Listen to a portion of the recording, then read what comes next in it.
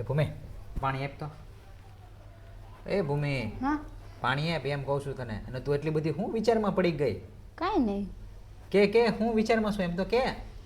હું વિચારું છું કે તમે કોઈ દિવસ એવું સાંભળ્યું છે કે માવતર છોકરાથી કંટાળી ગયા હોય અને છોકરાને અનાથ આશ્રમમાં મૂકી આવ્યા એવું?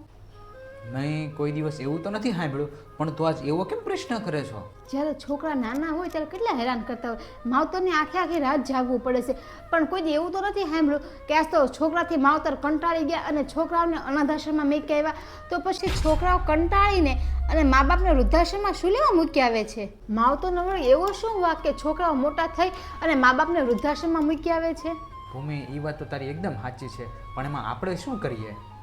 માવતરનો બસ ખાલી એટલો જ વાક ને, આપણને નાનેથી મોટા કર્યા, પેટે પાટા બાંધીને આપણને ભણાવ્યા, ગણાવ્યા, પરણાવ્યા અને એ લાયક બનાવ્યા કે આપણે ક્યાંય પાછા ન પડીએ, અને પછી એ જ છોકરા એના માવતરને વૃદ્ધાશ્રમમાં મૂકી આવે છે.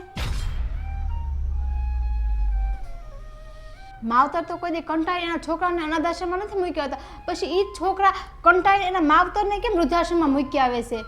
ભૂમિ, તારી વાત બધી સાચી છે. માવતરને દીકરા તો બહુ ગમે છે, પણ અત્યારના દીકરાને મા બાપ નથી ગમતા.